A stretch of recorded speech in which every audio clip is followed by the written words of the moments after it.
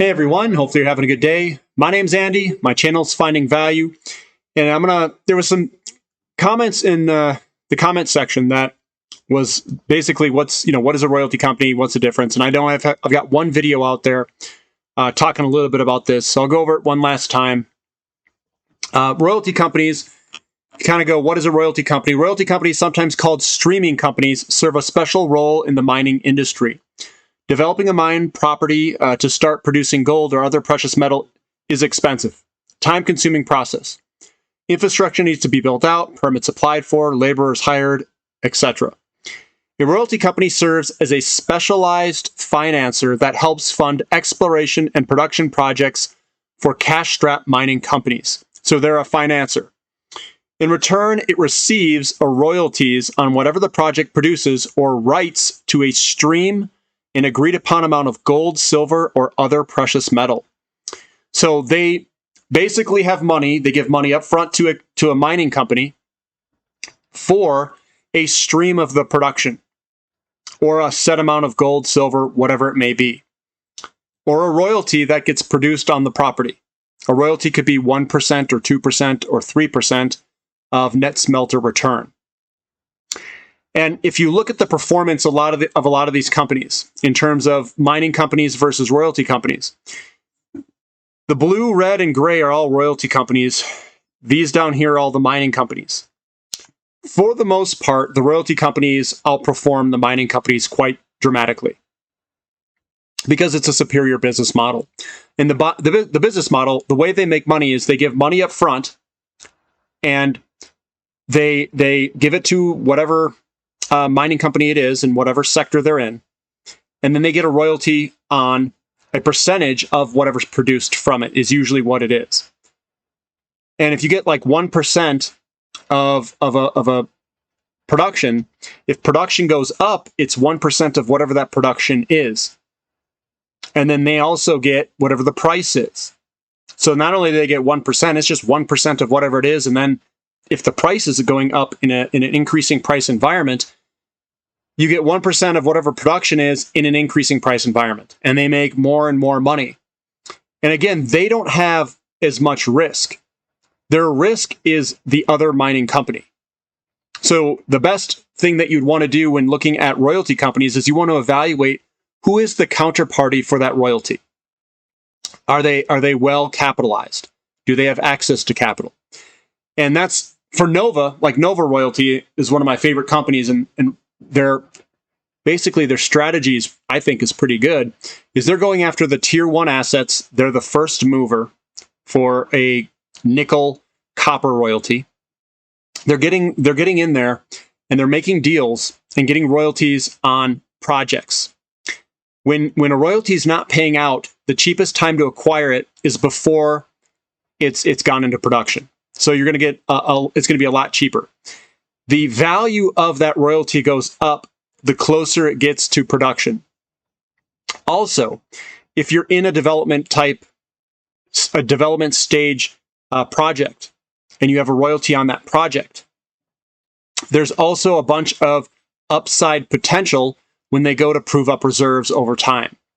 So there's a lot of upside potential, and eventually you're going to mine whatever minerals in there that you have the royalty on. So everything's it's all potential in front of you. And that's what I like about some of the royalties that are growing.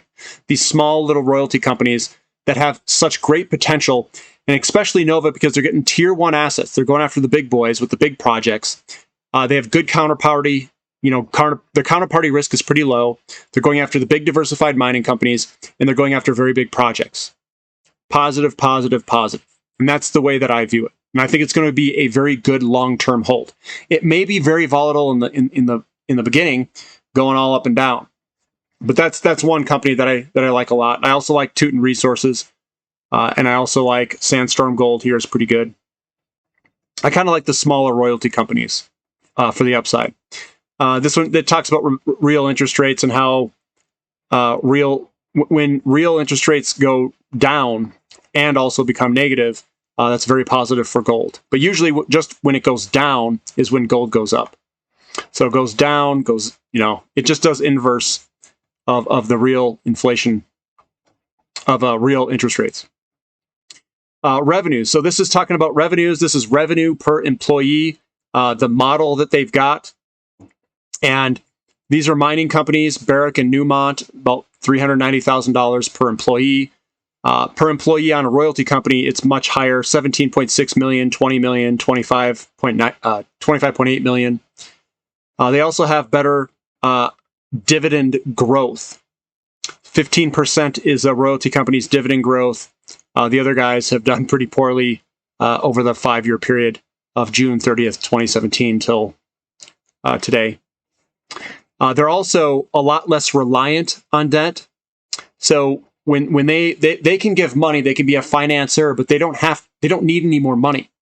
What they do is they can loan money to different projects, and there's no reason for them to loan any more money themselves because they don't need that debt. There's hardly any employees, and their revenue per employee is very high. So they don't need a whole bunch of employees. They don't need a whole bunch of capital. They don't need any of that stuff. It's really just a few people. Like Nova Royalty only has 5 employees, and they can literally get all these different types of royalties and do these negotiations, be a financer, and get a well-diversified portfolio of royalties.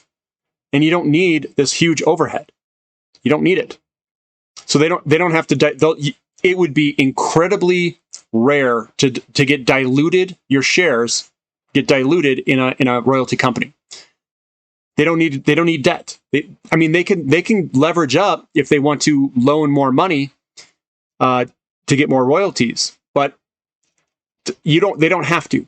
There's no you don't have that large expense, even if it's just sitting there accumulating, because there's so few people that work for these royalty companies.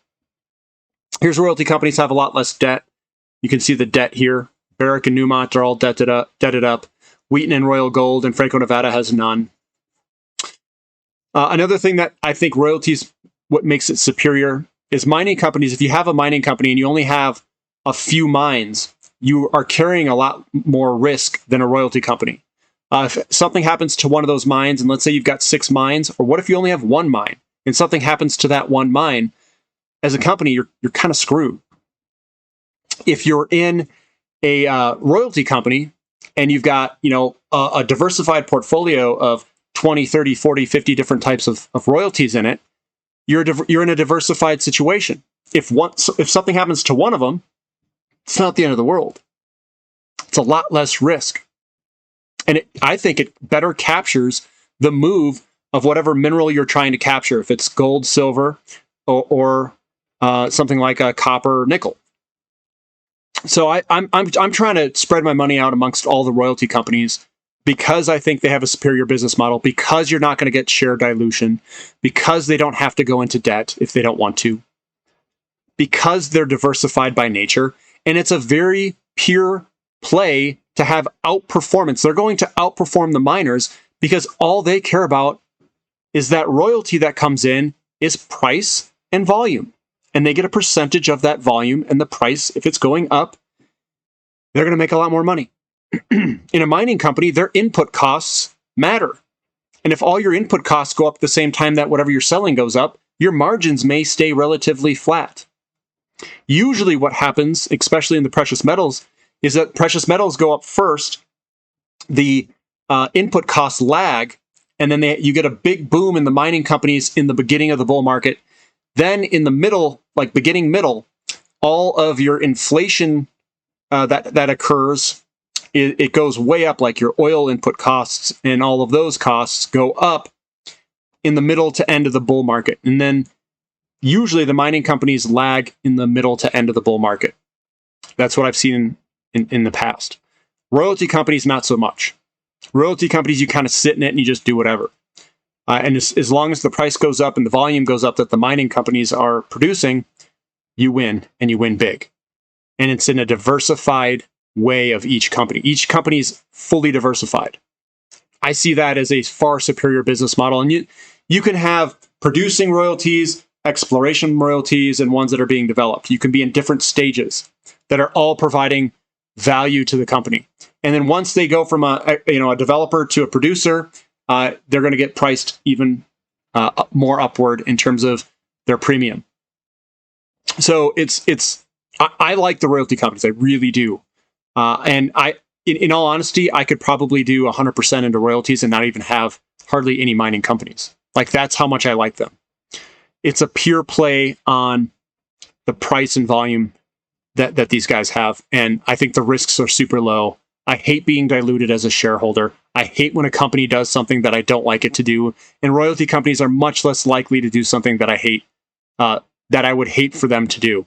They are very shareholder friendly.